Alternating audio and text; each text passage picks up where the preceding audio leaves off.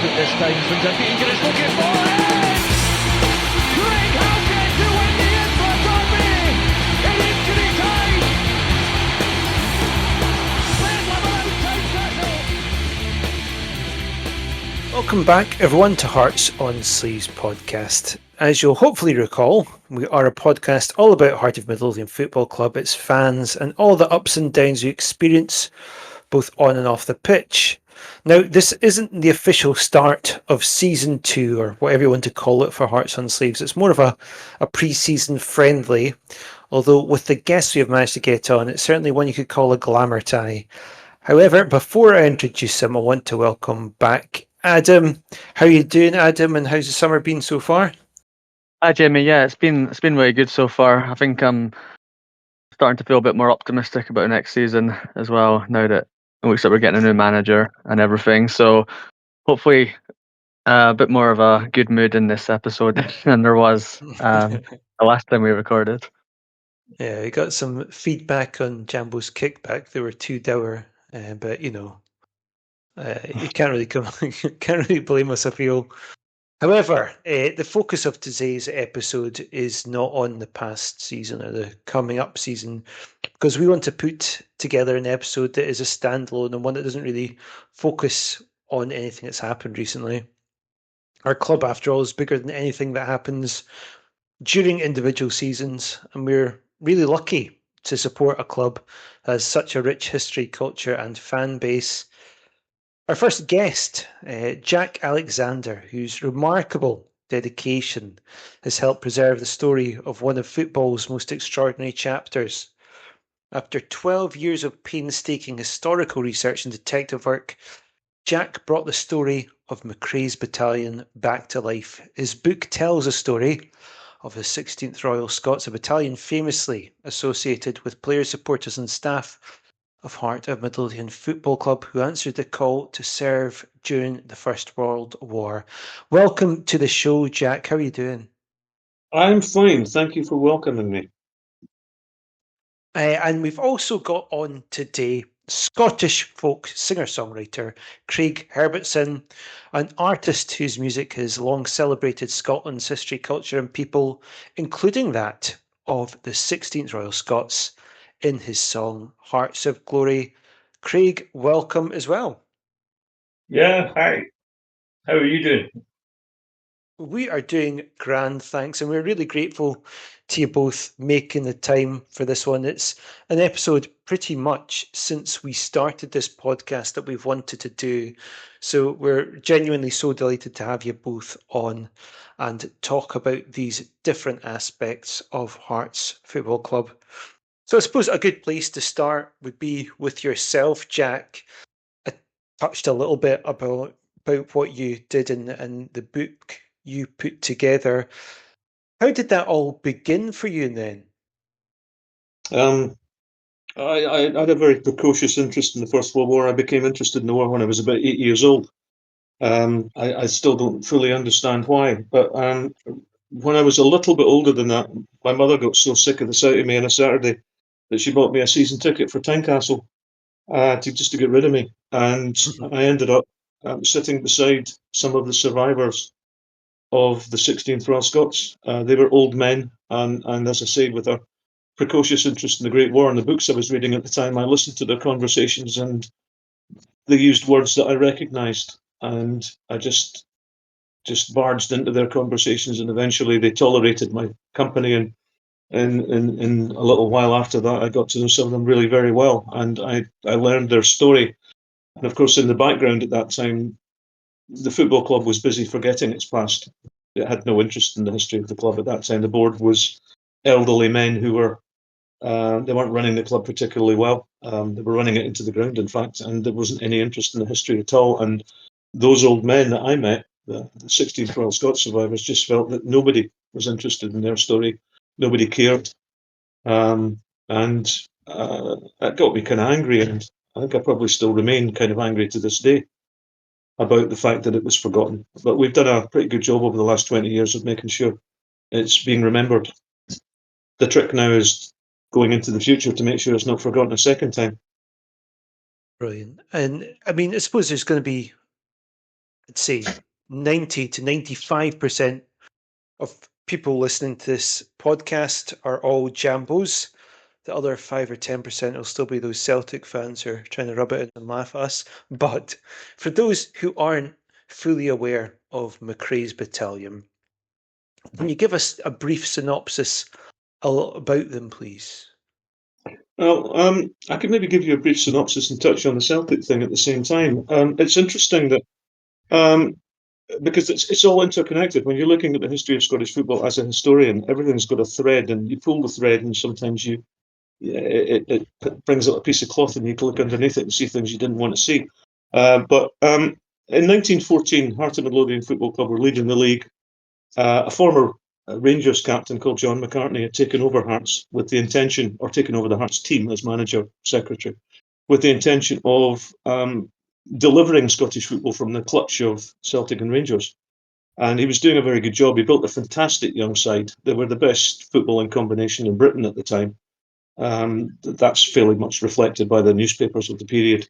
They played a style of football that was obviously pre-modern. It was a passing game, very, very quick. I think they were inspired by the Willie Maley Celtic team of the pre-war period. McCartney just wanted to build a team that was better than Maley's side. And it was better than Maley's side, and they proved that at the beginning of season 14-15. But the war comes along, and Hearts are leading the league while the war comes along. And the Hearts players choose to enlist. The Celtic players, and indeed the Rangers players, choose not to enlist. And as Bob Crampsey memorably said, it was the job of the Celtic and Rangers boards to keep the players out of the army.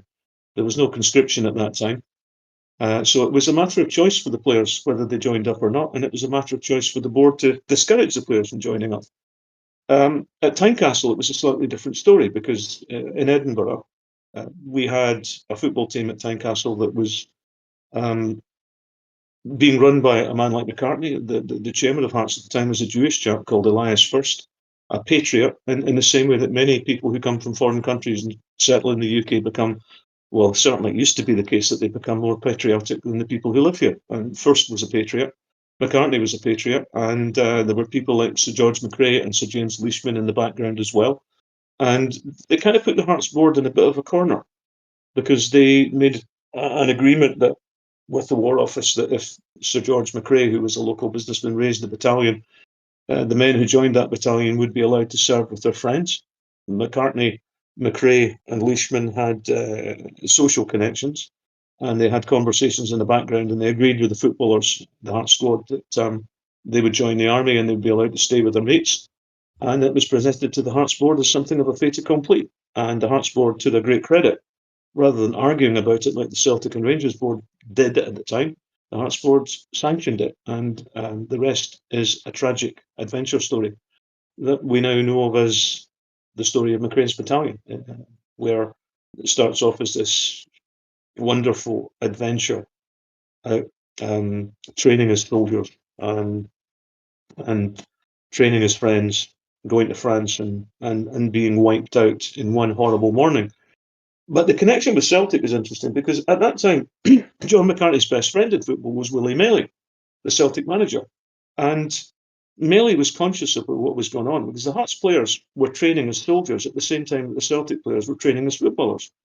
And Hearts were going to play football matches after marching in the Pentlands all night long. There was a terrible result at Greenock Morton, where Hearts were beaten unexpectedly by Morton. But the night before that, the Hearts players had been out marching in the Pentlands until 6 a.m. Then they came back into Edinburgh. Then they had to go to their billets, and they had to do all the things that soldiers have got to do in their billets, and they had roll calls and stuff. And then they got their kit, and they got on a train to go out to Greenock and play a game of football. And there were other instances that season of things like vaccinations, military vaccinations, which took their toll.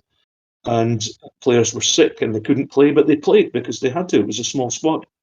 But after McCrae's Battalion was published, I had this disturbing engagement with a Celtic historian, a man who had self-funded some books on Celtic, who insisted that the Celtic players were at a terrible disadvantage and that their victory in the league was well-deserved, simply because the Hearts players must have been fitter because they were training with military training techniques. This made no sense to me at all. And it's interesting, even when I told him that Willie Maley, the Celtic manager, apologised to John McCartney after that league victory for Celtic. And he said, it's not been entirely fair. We've got the championship, but we probably don't deserve it. It would have been better if it had been shared. But even today, there are Old Firm supporters. It's not the clubs themselves, but supporters who insist that there is no subject in Scottish football that cannot be dominated by the Old Firm. It has to be Celtic and Rangers. You're not allowed to have a say in the history of Scottish football. So in this particular instance, with the Great War, undoubtedly there were teams like Hearts and Raith Rovers and Aberdeen who sacrificed a great deal in the war, but they're not allowed to have that story because the Old Firm's got to trump it. And to some extent, the Old Firm's historians are trumpets. The Rangers historian, a chap called Robert McElroy, responded to McCrae's Battalion by, within a couple of years, he produced a list of 76 Rangers players who served in the First World War. It's entirely fictional. These were people who had once played for the Old Firm, or for Rangers, and not people who were actually players who were playing for the club at the time they joined up. The Heart of Midlothian Roll of Honour is a roll of honour made up of men who were playing for the club at the time they enlisted, which is very important, and it's something that the Old Firm are not prepared to admit, I think. So all the issues that we've got today with the rather sad state of Scottish football were there at the time, and there are other threads that you could pick up through the 40s, 50s, and 60s involving Hearts that we're not here to talk about today, with very, very similar issues going on in the background, some of which have never been talked about in history books and probably never will be. But there are people who are aware of them. Well, I mean, speaking as a Jambo, we really appreciate people like yourself reading up and providing these stories and accounts. I mean, you talked a bit about your frustration with the Scottish game being dominated by the Old Firm, certainly as a narrative as much as anything else. Did that sort of add fuel to the fire when making this book about really wanting to imprint, Heart of Midlothian on Scottish football's history at all? No. I'm an objective trained historian. I wasn't interested in making points of that kind. I think the strength of the story of McCrae's is the fact that it was extremely well researched, completely objective. There's no subjective narrative in it of any kind. I think if you look at what happened in 1922 on the 9th of April, when the memorial was unveiled at Haymarket by the Secretary of State for Scotland, the significance of that should not be missed. You have to go back to that period to understand how important the enlistment of the Hearts players was in Scottish society at the time. It wasn't a celebration of Hearts in a parochial sense. The entire nation recognised that, largely because of bad luck, the young footballers who had enlisted to save the reputation of British football, which they did. You can read about Orient and you can read about other teams, but the first team to enlist, the first professional footballers to enlist en masse were the Hearts players, followed by their friends from Raith Rovers and from Dunfermline and from Hibernian as well. But they were the ones who led the way. So the Heart of Midlothian Memorial, Haymarket, represents not just the community of Hearts supporters. It was built by donations from all over the place. The Hibs made a donation to the building of the Hearts Memorial. Celtic made a donation to the building of the Hearts Memorial. And lots of people who lost relatives in the Great War who were not necessarily deeply connected to Hearts put their penny or their sixpence in towards the building of the Heart of Midlothian War Memorial. And it's remarkable that pattern was replicated in 2004 while we were building the Contilmes in Cairn. People gave money because the story, this magnificent story of young sportsmen giving up their futures to go and play on a different kind of field of glory, is what captured people's imagination. So when I was writing McCrae's Battalion, I was conscious of my responsibility to tell the story faithfully and accurately, so that if anybody wanted to test any of my hypotheses, that I could put them all in their place. And I was completely confident that I was standing on sure and steady ground when I was talking about the subject. So when I met that Celtic historian that I was talking about a moment ago, I was able to counter everything he said. He wasn't prepared to take on board what I was saying, because he was basically doing the opposite kind of history. He was trying to adjust history to match his worldview. I simply tried to establish some kind of historical truth and then go to have sources and citations that can back that up. So McCrae's Battalion was a very carefully researched book. It remains so to this day. I'd like to go and write an expanded version of it because there's a lot of material I wasn't able to put into it. A vast amount, probably I could triple the size of it, but I'm not sure anybody would be prepared to pay for a book that thick. Well, I can think of at least two people here who definitely would be keen to do that.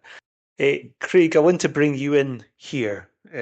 How did you? So I touched on it earlier about your song. Could you tell us a bit about how the song came about, Hearts of Glory, and your sort of interest in the story itself, how that began? It began, I think, in 2004 with the Save Our Hearts, when Tynecastle was going to be taken off the list of places that Hearts would play at, and they were going to move the ground. My brother, Scott Herbertson, I should say at this point that Adam is my brother's son, just to make sure that that's clear. But Yeah, I was my gonna, other brother, I was gonna mention at some point that you were my uncle.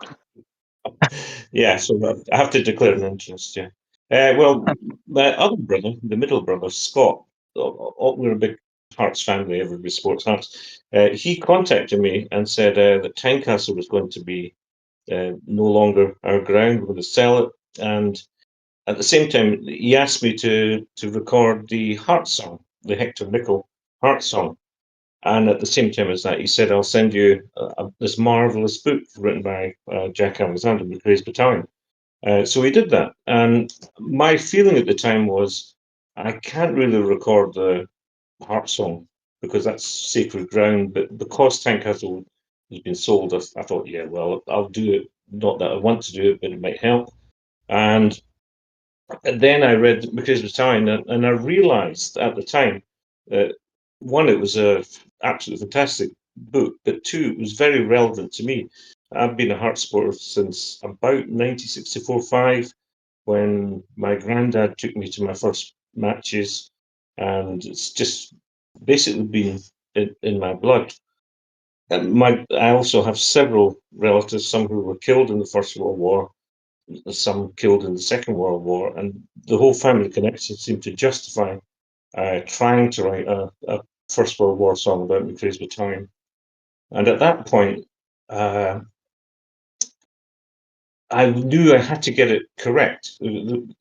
A bit like, as Jack said, historical truth is very important. And for me, writing a song, it wasn't supposed to just be a sentimental song. It's supposed to accurately reflect what happened as best as I could do it. And I spent about 3 months writing Hearts of Glory. And at one point, I decided that I would really need an interview if I could get one from Jack, because at the time he was kind of becoming a notorious author. Interview with the Vampire. Yeah, Interview with the Vampire. So my brother and I managed to arrange a short interview with Jack, which I think lasted about 3 hours. For sandwiches. With sandwiches and tea. And in that process of that discussion, I managed to correct some of the things that I had not got right. So that's how the song itself came about. So how did it come about that you sung the song at Tynecastle? Because I think that was 2004. I know it was. I remember first of all that it was a derby and we were 1-0 up at half time, and then Craig sang and we lost the match. So we've always jokingly blamed Craig for that. But how did that kind of come about that you were asked to sing it at Tynecastle? Well, it's quite interesting that when the cairn was unveiled in France, my producer at the time was a guy called Gutmar Forstein, an interesting man who's actually had #1 hits in Germany with Beach Boys songs translated into German. Yeah, and so he said, "I think you better go down for that the cairn unveiling because it would be good for you to do it, for various reasons." So I went to that, and from there I met quite a few people involved in Hearts, and I think it was suggested at the time that I do it at Tynecastle. And so I got the band. I was playing a band called Scamper Flow, which was the fiddler with Ed Westerdale and Quest the piper, a German lad. We had recorded the song, and then I can't remember who actually organised me coming over, but basically somebody at Hearts wanted the song sung at Tynecastle, and that's when I famously lost us the game. Yeah, and how did that feel singing Hearts of Glory on the pitch? Well, some of you will, the Hearts fans will know Davy Allen, the statistician who helps run the museum. He was standing next to me, and I recall walking onto the pitch, which I'd never done before. And I remember Davy Allen standing behind me saying, "I've never been on the pitch before," with that kind of reverential uh, feeling. And that's how I felt. It was just absolutely amazing. What a feeling that some of the fans did the twirly, which Yeah, I is remember that now. was an immense honour at Hearts. Well, the Hibs fans booed for the first minute, which is ironic, as many Hibs fans were actually in McCrae's Battalion.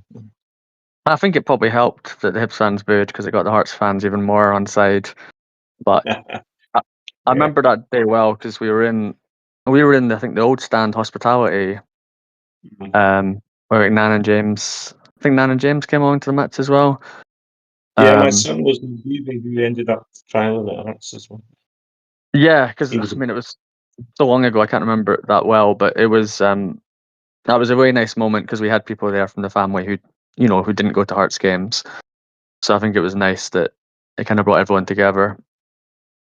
well. Have you? The thing Sorry. was my buddies at Strates said to me, "Oh, you're playing. Oh, that's brilliant. We'll be able to see that. When are you playing?" And I said, "It's half time." And they said, "Oh no, we'll go for a pie then." So none of them saw, but my uh, best wee pal then was a Hibs fan, and she came along and she saw it. So the only one that actually, apart from yourself, was my best wee Hibby pal. Have you sung it again at Tynecastle since then? No, I've sung several times at uh, the memorial service. Oh yeah, no, I did. Yeah, I did. I sang it when during, was it during COVID when we came along we had to do it at Tynecastle. Yeah, I think I sang it twice more at Tynecastle, just on the smaller stage, not with the full crowd. Ah, When is okay, it? yeah, I played it at the Orient game when you were there, actually, with yeah, Jamie. of course. So yeah, Oh yeah, that's yeah. that was in Tynecastle. So Yeah, it's a weekly job, not very well paid. how have you kind of found the reception to the song from Hearts fans, other fans? Like what kind of feedback do you get for it? Well, it was life changing. I would say. Uh, my band in Germany had done quite well, and before we split up, we were doing very well as a folk band. And I've been a professional musician uh, almost my entire life, but doing the Hearts of Glory has brought me life-changing things. I mean, millions of pounds. I think. Oh, those depends. No, not quite. I mean, it got to number 20 in the BBC Indie charts. And actually, if you check on Wikipedia, I'm a one-hit wonder at number 100. In so being a one-hit wonder is quite a good feeling. But the best summary of what I can express, and there've been so many wonderful moments from my hero, John Robertson, conducting the band at Quantum Mason to play the Heart song, something they're not allowed to do. In fact, I won't mention which band it was. But the most poignant moment, I would guess, is when I was sitting at a table with an old soldier, also a Hearts fan, and everybody had left. He was a very quiet man, and he turned to me at lunch and said, "Thank you very much for Hearts of Glory. I played it at my brother's funeral. Thank you." And that's all he said. And when you hear words like that when you're not expecting them, it really is quite emotional. And I could probably go on many times with stories like that. So it's been life-changing and quite humbling. Jack, what did you think of the song? It's a wonderful song. I would advise everybody to have it as their ringtone. We should also add they are sitting next to each other right now, so. Yeah. If you want to know about royalties, I owe €1,000 to the COVID fund in Germany for royalties. So that's how many royalties you get. It's interesting that in Contalmaison, the French now sing along with Hearts of Glory in fractured English. Well, that's something I want to actually ask about then. So you have a summer trip over to Contalmaison. Can you talk to us a bit about that? Well, I think the way that you could maybe frame this is that because I was kind of angry at the fact that the battalion had originally been forgotten, and because at that time there were no records of the 16th Royal Scots, so I'd spent the best part of 15 years doing research on it and building up an archive. This is before stuff was available on the internet, and even with the internet, there's not a huge amount of stuff online. But I tracked down the families of the lads, and I got their photographs, I got their stories, and I was angry that it had been forgotten, and that's what inspired me to do all the work. But it also emerged during the research that there was a plan back in 1919 to build a memorial somewhere on the Western Front. It wasn't entirely sure or certain where they wanted to put it, but at the end of the First World War, there was something called the Battlefield Monuments Commission, and that commission was the intention of the commission was to decide what memorials could be built and what memorials couldn't be built, so that France wasn't covered in frivolous memorials. And one of the memorials that was authorised was a memorial to the 16th Royal Scots, and it was never built. So by the time that my book was published, the story had been utterly forgotten. It was like some kind of urban legend that people were saying, "Oh, the entire Hearts team joined up," and they didn't. And I told the story as it was. And of course, in the intervening period, Hearts had actually twice forgotten to send anybody to the Haymarket Memorial in the dim and distant past. The club wasn't really interested in its own history. So I thought once the book was published, I could use the book as a kind of a lever, if you will. Once the story was out there and the BBC made a documentary, there was an opportunity to use the book as a lever to try to not only get the memorial built, but also to establish something like a First World War veterans pilgrimage. So in the 1920s, 30s, and then again in the 50s after the Second World War, soldiers who'd served on the Western Front went out, sometimes with their families, on pilgrimages. And these things are still going on today, going to the battlefields to discover where their friends had served and where their friends had died. And families went out to find out where their father had died or their granddad had died. So I kind of established quite early on, we would have a ceremony at Contalmaison on the 1st of July every year at the cairn to commemorate the 1st of July 1916 when the battalion was wiped out. Both Edinburgh battalions were wiped out in one morning, probably in about 45 minutes. 500 men from the two Edinburgh battalions were killed and about 1,000 were wounded. These are hard figures for people to understand or compute. It's an awful lot of people getting killed from the Edinburgh area. And you think about the number of connections every single one of those men had: fathers, mothers, grandparents, brothers, sisters, sweethearts, children. The grief is it multiplies just when you think about it. So to this day, I think our pilgrimages to the Western Front reflect a long overdue tribute to those men and a long overdue tribute from the city of Edinburgh to those two battalions, and particularly a long overdue tribute from the Hearts supporters who didn't even know that Contalmaison existed until I wrote my book, which is very, very sad considering how many young lads of a maroon persuasion, shall we say, were killed out there. And the other thing about our pilgrimage is that it embraces and encompasses all the other football teams as well, because we have representation from Raith Rovers and from Dunfermline and from Hibernian and from other football teams that were involved in the story of the Battalion. Raith Rovers lost 3 players from a tiny squad, were killed with McCrae's alone, and 2 of them were Hearts supporters. Scottish football's a very small world, and it's almost inevitable that even today that you're going to find Hearts supporters playing for almost every team in the country. And it wasn't that, it was just the same in 1914. So our memorial pilgrimage is basically picking up on the pilgrimages of the 1920s and 30s and trying to carry it on.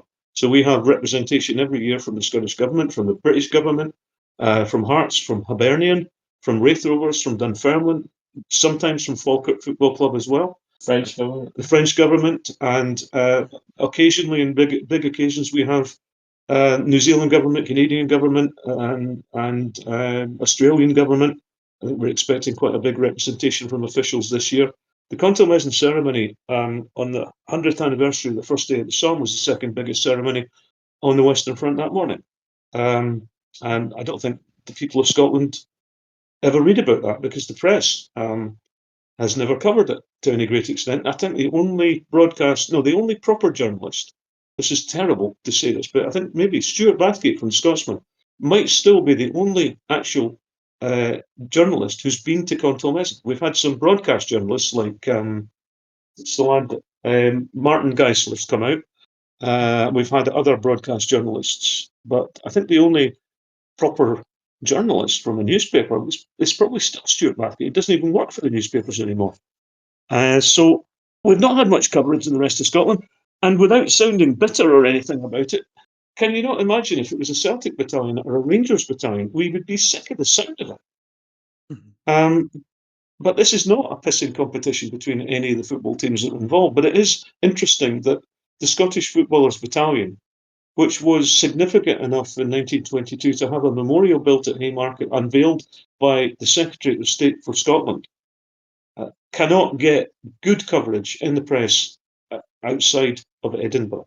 And I can add to that you can probably say why we're called Glorious Hearts. Yeah, it's interesting that when Hector Nichol, or whoever it was that wrote the lyrics for that song, I was going to say that egregious song, but I mean, it's not brilliant. It's a quotation from the 1914 newspapers. Hearts were called the Glorious Hearts because of headlines from 1914 when the players enlisted. So Hearts, Glorious Hearts has an emotional connotation from the First World War, from the sacrifice of the players, because they were known as the Glorious Hearts. And I'm sure that some people, supporters from other teams, possibly used that term ironically, but it doesn't alter the fact that you can find headlines in the 1914 newspapers using the term Glorious Hearts. You might be able to confirm or indeed deny this, but am I right in saying this is also how Hearts got the nickname the Jam Tarts? Yeah, that's very interesting. I don't like the word jambos, but I'm just a traditionalist and a boring old fart. The term jambos was invented by a Sun journalist about 1972-73, and it's an egregious, horrible word. But the first time that Edinburgh lads encountered Cockney rhyming slang was in the trenches. So they were playing Crown and Anchor and various other card games. Crown and Anchor is a kind of a dice game and card games. And that's where they first discovered that Hearts, the suit of Hearts, was the Jam Tart or Jam Tarts. So the soldiers come back to Edinburgh in the 1920s, and Hearts become the Jam Tarts. And then later on, the term Highbees, which is actually an honourable term steeped in history, it goes back to the 1940s, was already established in Edinburgh as a term, an affectionate term for Hibernian. But then, of course, the Sun journalist decided it's far too complicated to write out in full Heart of Midlothian Football Club, so they come up with a kind of an imitation of the Highbees, and they corrupt the word Jamtart into Jambo, which I always thought when I was younger that if you have possibly the most exotic and wonderful name in British football, with the possible exception of Queen of the South, why would you want to change it to anything other than Heart of Midlothian Football Club? It's a wonderful name. So you can take your Jambos and shove it. I also just wanted to bring up the show that you had at the Usher Hall. I think it was in 2014, because it was the 100th anniversary of the start of the war.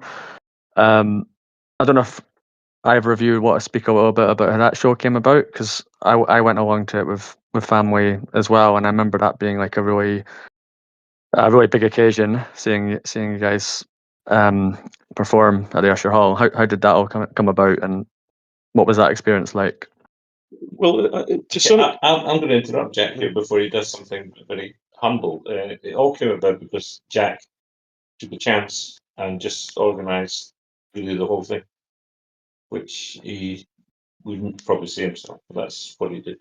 well, what actually happened is that it is very frustrating sometimes when you're trying to push something like this, because organisations like the council, they've got other preoccupations, and I've never been arrogant enough to think that I'm important enough, or that the story's important enough for everybody to endorse it and be as preoccupied as I am with the tale of the 16th Royal Scots. But come the 100th anniversary, the 100th anniversary of the battalion being formed on the 28th of November 1914 at the Usher Hall in Edinburgh, there was no plan by the city, even after all these years of commemorating the battalion and the book coming out and everything. There was no plan by the city to do anything to commemorate that particular event. And I was still, my anger was still sort of bubbling under a little bit. So I was walking past the Usher Hall one day, and I thought, I wonder what it would cost to hire the Usher Hall for one night. Not knowing what I would do with it if I could get it. And I went in and spoke to the extremely helpful young woman, who must have thought I was an idiot. She said it was about £18,000 or something like that. And I said, okay, could I go ahead and book it? And she looked at me like I was insane.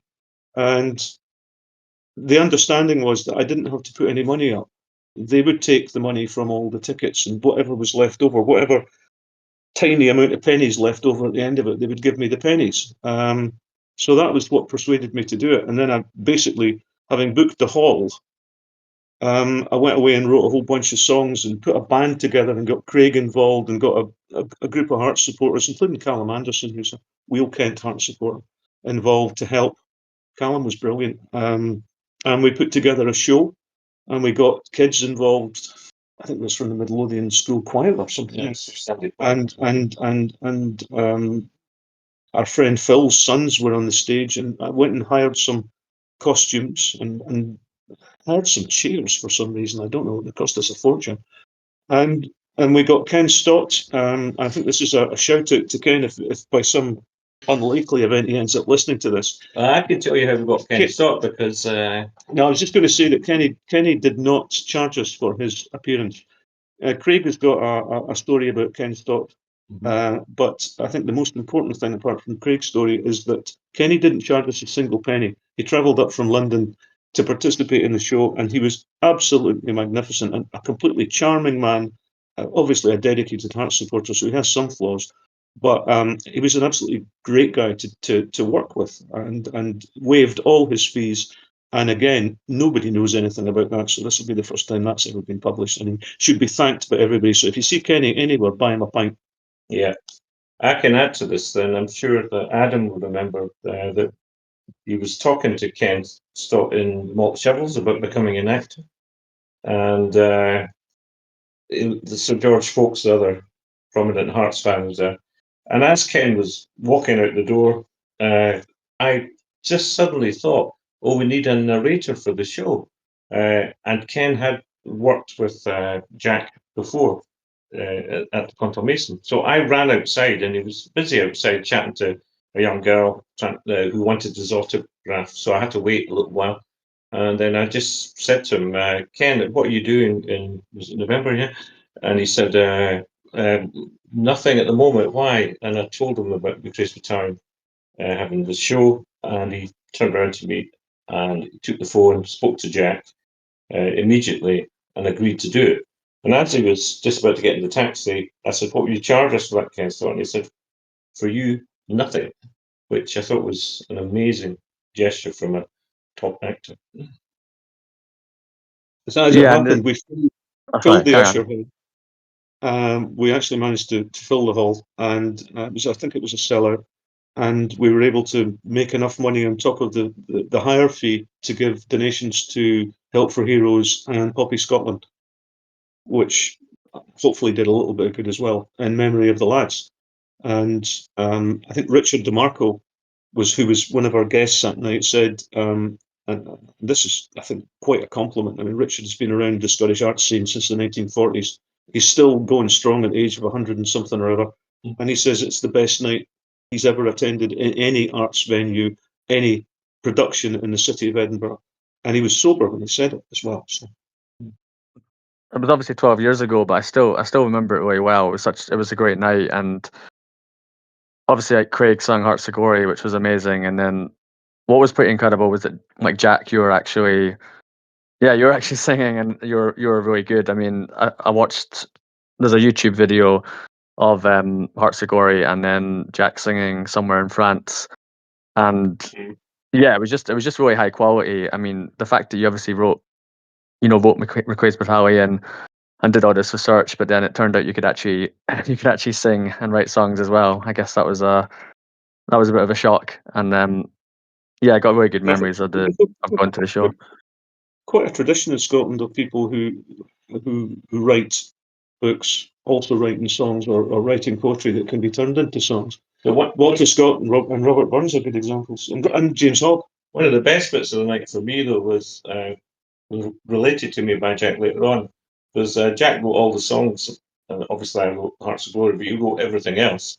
And as he was leaving the hall, someone said that Craig Herbertson can't write some really good songs. So I was really chuffed that everyone thinks I wrote them all. I still do. When I was leaving the Usher Hall, I was getting into the car outside the Usher Hall in Lothian Road, and I had Sir George McCrae's rifle and bayonet and a small bag of hand grenades strapped over my shoulder, and loading these into the boot of the Mini. A police car came tootling up Lothian Road and saw me standing in Lothian Road with a rifle, a 1912 Lee Enfield rifle, which I hasten to add, for anybody listening, is deactivated and legal, by the way. But the police didn't know that. They just drove past. I don't think that would happen today. We did, actually, we had on Paul Beeson, who did the play A War of Two Halves on the podcast, probably around about this sort of time last year. He was fantastic, and he was obviously very passionate about McCrae's Battalion and the history of Hearts as well. So, yeah, I know that he'd want to pass on his thanks to you both for really sort of encouraging that creative spark in him, which made his fantastic play. Did you get a chance to see it at all? Yeah, I saw it. Yeah, it was good. I saw it. It was at Tynecastle. There was actually a kind of earlier version by Sandy Potter, who's now the chairman of McCrae's Battalion, or chairperson, called The Scarf, which is an excellent show done by pupils that the school he worked at. A fantastic little show, and he was always hoping that would take off. But I think, from my experience of the business, it's the professional actors and the professional business that kind of moves things forward in that direction. And the show was good. I enjoyed it. I went to see The Scarf actually. Mm-hmm. At some You point. like it? Yeah, you sang. Like, did you not sing in it or something? You sang Hearts of Glory during it. This was years ago. That's the only song I know. So yeah, I did. I know it. You've made a The career Scarf- as a singer, but just one song. The Scarf is based on the only football team that joined McCrae's en masse. So one of the misleading stories about Hearts joining up in the First World War is that the team joined up en masse. It didn't. A group of players from the first team joined up, supported by a group of players from the second team. The only team that joined up en masse was a team from West Calder, Moss End, Burn Vale, and they were a Wednesday afternoon juvenile side. And they all did join up. The whole team joined up together, and they joined C Company. Many, if not if not all of them, were Hearts supporters. And they were all tough little guys from the Calders who were miners for the most part. And they played football on a cattle field in West Calder. And they were known as the Cowpunchers because of that. It was a very rough pitch. And they were just hard little guys from that area. And they were all pals. They joined up together. And a horrible number of them were killed. So when I first met Sandy, I told him that story. I went out and spoke to his kids in his class at West Calder High, and the scarf emerged from that. And I think it had real potential because of the fact that it was about these young laddies who got together and stuck together, and several of them were lads who survived that I knew when I was young. And Sandy's play, The Scarf, I always thought it had a great deal of merit, and it's a pity it wasn't picked up by schools and performed in schools, which was one of the suggestions at the time. You've mentioned, Jack, your sort of concern, worry that the McCrae's Battalion could be forgotten once again. Obviously, one big step Hearts have done to preserving their memory was unveiling the statue just beside the Roseburn to the bravest team. That was in 2016. Is there anything us Hearts supporters, about to see Jambos there, but I managed to refrain. Is there anything us Heart of Midlothian Football Club supporters can do to help preserve the memory of McCrae's Battalion and what they fought and many died for? I think it's a question for wider society as well. I mean, there are so many other preoccupations, and my generation and Craig's generation, we were brought up, and to some extent, you guys, you're not that young, you lads. So we still understand the importance of the two world wars in forming the kind of society that we have today. We understand sacrifice and loss, even if you're just a youngster that saw the various centenary arrangements for the First World War, the 5 years of commemoration for the centenaries, or if you're seeing the commemorations for the Second World War. But we're moving into a completely different demographic now of youngsters who will not ever have seen a man that served in the First World War, or a man that served in my dad's war, the Second World War. So it's a challenge for everybody to decide how important is it going forward to remember that from 1914 to 1918 we lost 1 million British and Commonwealth young men died, and some young women as well. And never mind the Russian casualties, the German casualties, the French casualties. 1 million young men of promise and young women of promise died in the Great War for civilization. They called it the Great War for civilization.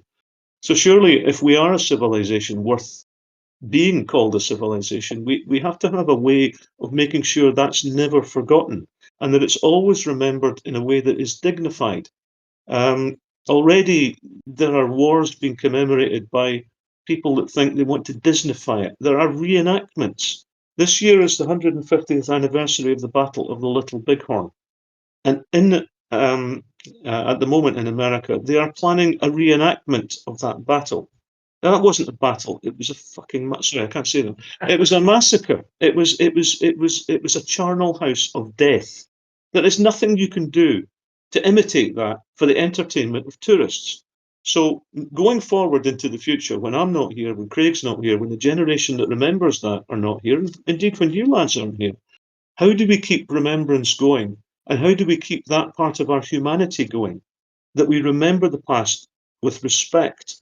So we remember that there are people that came before us that did great things that should not be forgotten, should not be politicized, should not be downgraded because it doesn't happen to be fashionable anymore to be militaristically minded or anything. These are young lads who were butchers and bakers and candlestick makers and footballers who went out and died for their country. Well, you can argue all day long about whether they should have been there or not there in the first place, but their personal decision to enlist and die for their country is something we cannot disrespect. We can't meddle with that. We can't have teachers saying, oh, but they were misled by the government or something. They had their own ideas about what was going on in the world at that time. We can't second guess that. We can't go back and rewrite history. It was as it was, and they chose to sign up, and some of them chose, perhaps that's not the word, but they went forward against the machine guns without flinching and died for their country. Some of them were Hearts supporters, some of them were Hearts players. So the question that you just posed it's a wider question for society, but for Hearts supporters, in as much as McCrae's Battalion exists, McCrae's Battalion is a group of individuals who are quite old now. The Trust. We have to try and find a way of moving this forward when we're not here. So can we establish some kind of a version of McCrae's Battalion Trust that takes account of the fact that the historical authority, i.e. me, will not be here indefinitely. Our treasurer will not be here indefinitely. Craig won't be here indefinitely to sing Hearts of Glory. So perhaps young Adam will have to get a guitar and play the song for his uncle.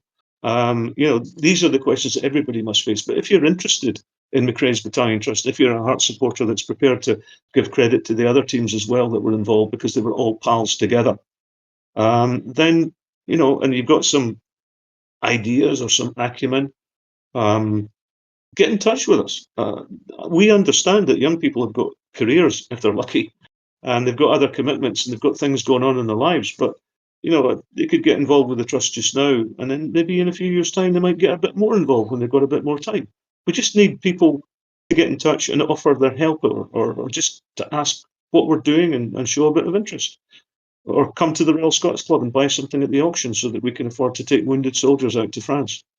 That kind of thing. And don't forget, so that's the most important lesson, don't forget. Look down and swear by the slain of the war, as Siegfried Sassoon said, and say you'll never forget. And how would someone who wanted to reach out to you get you? They could get us through the McCrae's Battalion Trust website, which is mccraesbattaliontrust.org.uk. Yeah. So they can contact us through that, or they can contact, I'm sure that Craig would be more than happy to have Adam give him his personal contact details.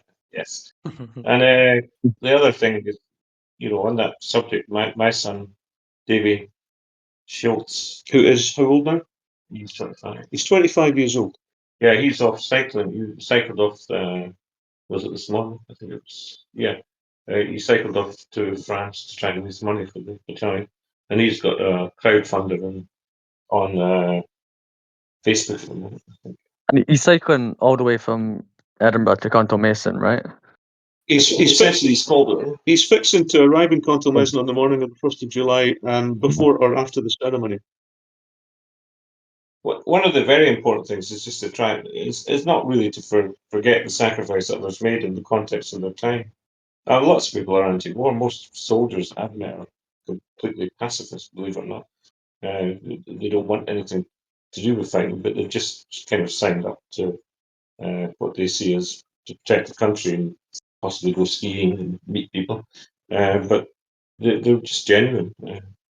And we should not forget the fact that many of them died so that we could protect our freedoms. Craig, I was going to ask you about Hearts of Glory. I mean, first of all, Jack mentioned me singing a version of Hearts of Glory, but unfortunately, if I tried to do that, I think that would turn everyone away from the song forever. I didn't manage to inherit any of the musical ability that Craig has. Craig, I guess, can you tell us a little bit about the sort of what the song like Hearts of Glory means to you? Because over the years, like online, for example, you sometimes see certain people trying to hijack the song. I don't know if you want to talk about it, but like, for example, if you go on like the YouTube video, you'll get Rangers fans, you'll get kind of like loyalist type guys trying to claim the song almost. Whereas I think if you actually read the lyrics, to me, it's got a very different message. Do you want to kind of talk about that a little bit? Yeah, well, I would say that I'm happy that for anybody that likes the song, and many people are very respectful about the song, even though they come from their other interests.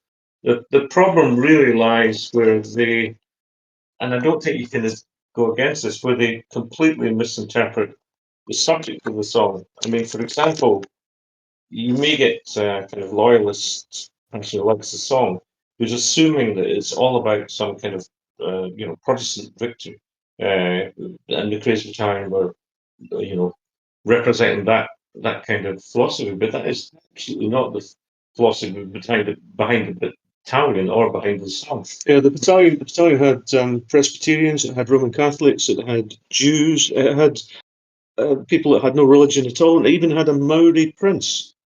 So it's what you would call, or what used to be called, a broad church. Yeah. So the point is that people interpret it for their own needs or uses, and you, as a songwriter, you're kind of happy that people like it, but sometimes they'll come up to you and say things, and you think, well, no, it wasn't about that at all. From my point of view as a singer, I just try and ignore all of that. I don't. I could react to it, and I could try and get people to stop bootlegging it and stuff, which they have done. But I think you just stir up a hornet's nest, so I don't. I can tell you a kind of a perspective on the song, which I find quite amusing. At the unveiling of the cairn in France, in Pont-à-Mousson, there were two incidents that really struck me. One was I was asked by Jim Paris, a very strong heart supporter, to come and sing Ali Bali, the song that everybody's mum sings, to an old lady. And the old lady was it the niece of Jimmy Boyd? Yeah, it was Jeannie. Yeah. And so I sang without knowing, I sang it to her, and that was one of these special moments that I only discovered afterwards, that I'd been singing to the niece of Jimmy Boyd, the harp player. Jeannie knew Jimmy. She sat on his knee before he went away, and he said, "I'll see you when I come back," and he didn't come back. Yeah. And at the unveiling ceremony, she was in a wheelchair, and she was being pushed around the fields of the Somme by Tom Wright, who was the Hibs historian, and Tom's colleague, Stephen Dunn, who was one of the Hibs directors. So you have this frail old lady who was a living connection, not just a blood connection, but someone who actually knew Jimmy Boyd, being pushed around the Somme by two people representing Hibernian Football Club at the unveiling of the memorial. And that's very poignant. And I think it also points to something that exists in Edinburgh, or certainly used to exist, although I think the internet is maybe changing it. And that was the friendship that used to exist in Edinburgh between Hearts and Hibs supporters. The banter was always brutal, absolutely brutal, but it wasn't like Glasgow, where there is actual genuine hatred and mutual distrust. Mm. And it's a disappointing element of the way that the world has changed, that you do now have elements of that creeping into the relationship between Hearts and Hibs supporters. I should add that that's supported by the other incident that happened at the unveiling, which was the once I sang the song, which was 6 minutes of silence never heard before by Hearts supporters, and moments of silence in which I thought, oh God, they don't like the song. And this was quite sacred ground on which I was treading, so it was worrying. But straight after it, the assistant Hibs manager came up to me and asked, that was great. He said, would you like to record the Hibs as well? So both your uncles were there, Adam, Scott, and your dad and Scott Herbertson. And so I approached Scott, and Scott was very eclectic in his view of football, said, "Oh, what a great idea! That would be really good for your career, Craig, if you recorded a song." Then I approached your dad, and he said, "Yeah, record it, and I'll never speak to you again." So, What was it? What was it the Hibs wanted you to sing? Like for you to write a song or to sing? It was assistant Hibs chairman. What was his name, Steve, at the time? Was it Petrie? No, it was assistant Hibs chairman. I don't know who the assistant chairman is. He wanted me to sing "Glory, Glory to the Highways," and I said, "Yeah, I know." But I said to him, "Well, you could get the Proclaimers or Dick Gaughan to sing. They're both Hibbies, I believe." And he said, "No, it's not big enough for them to do it." And but he still thought, "Oh, like." One of the old tropes that always used to appear in the Hearts programme in the 1950s and 60s, I think it was just, well, they didn't have copies and pasting at that time, but it was very similar to that. They looked at the old article and just replicated it. Round about Remembrance Time, they'd always say, and these heroic men formed C Company of the 16th Royal Scots, because there were 4 companies in the battalion, and the players were in C Company, and that was what was in the programme back in the day. And these heroic old men, or these heroic men, formed C Company of the 16th Royal Scots. Well, actually, C Company became the Footballers' Company. But it's not necessarily true to say that every single man in C Company was a Hearts supporter. And probably the most amusing thing that because I used to know this guy quite well, Jack Heaney was a Hibs supporter, probably a season ticket holder. He was just a young lad who joined McCrae's and joined the Footballers' Company because he was a Hibs supporter. At the end of the war, Heart of Midlothian Football Club, in fact, John McCartney, the Hearts manager, it was his idea, nobody else's. The Hearts board was too mean. It was McCartney's notion. Gave a free season ticket to Tynecastle to every man who had survived from C Company of the 16th Royal Scots. So Jack Heaney, who was a dyed-in-the-wool Hibs supporter, got an envelope through his door one morning about 1919 sometime, April 1919, just before the season started or something. A season ticket for Tynecastle. When I met him when I was in my, just before I went to university, he was still nonplussed by the fact that anybody would want to send him a season ticket for Tynecastle. And John's grandson has been out to Contalmesson with us. The family threads are still there, but the idea, I mean, could you imagine you guys waking up one morning and opening up your mail and somebody's sending you a complimentary season ticket for Easter Road? That'd be up there with Craig singing "Gory Gory to the Highways." Yeah, well, I didn't do it, so you'd be happy to. I would, really, but it was a funny story. First of all, thank you both very much for coming on. If you've not read it already, please do have a look at Jack Alexander's book.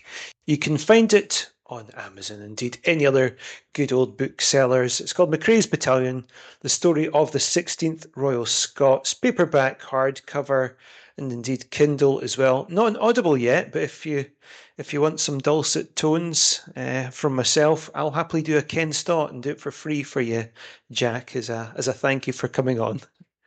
We might look into that. Thank you.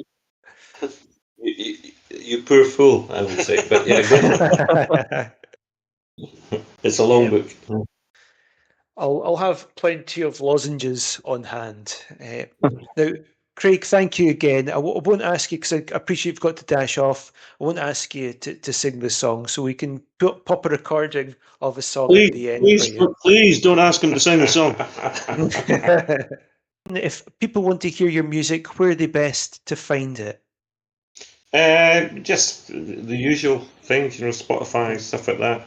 Bandcamp, I think, might have it. Just the usual outlets. Also, various low dives. Yeah. Very grateful to both Jack and Craig for coming on and telling not only their stories, but the story of McCrae's Battalion. I hope you found it as fascinating and as eye-opening as I did.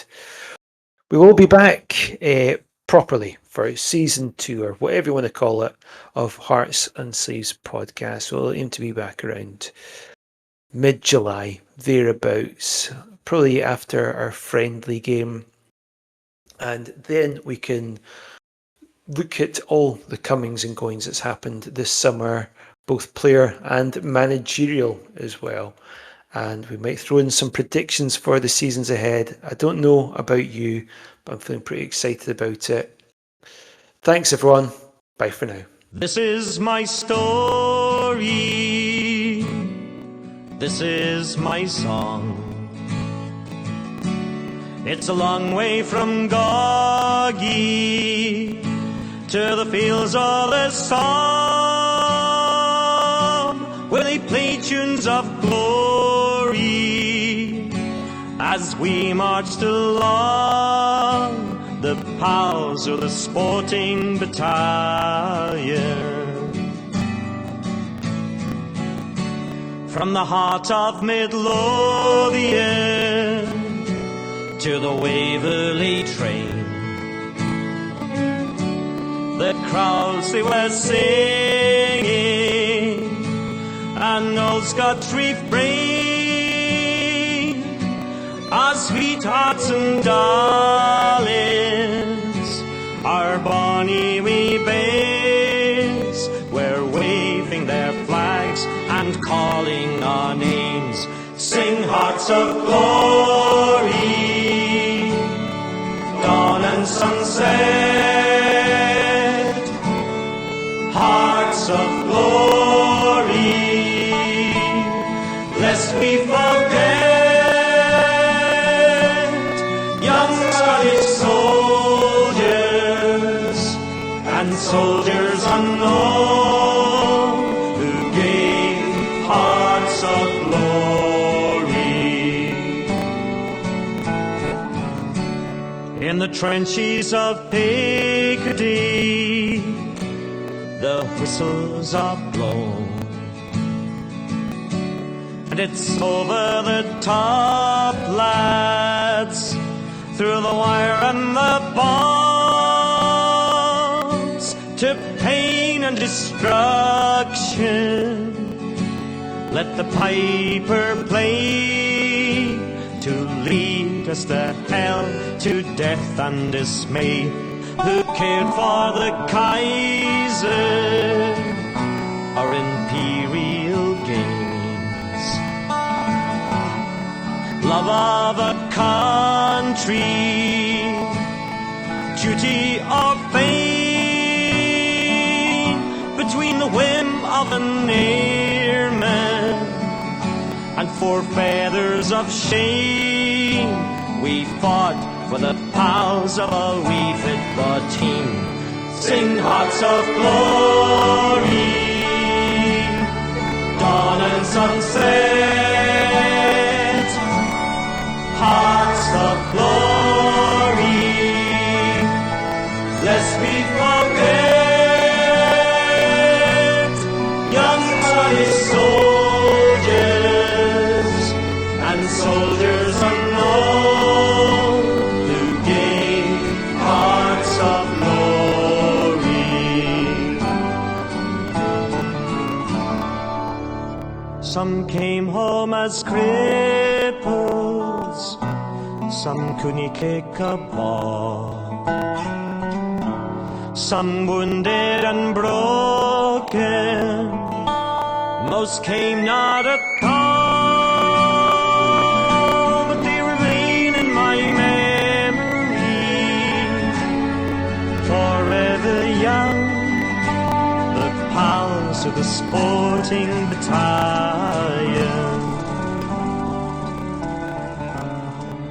Sing hearts of glory, dawn and sunset, hearts of glory, lest we forget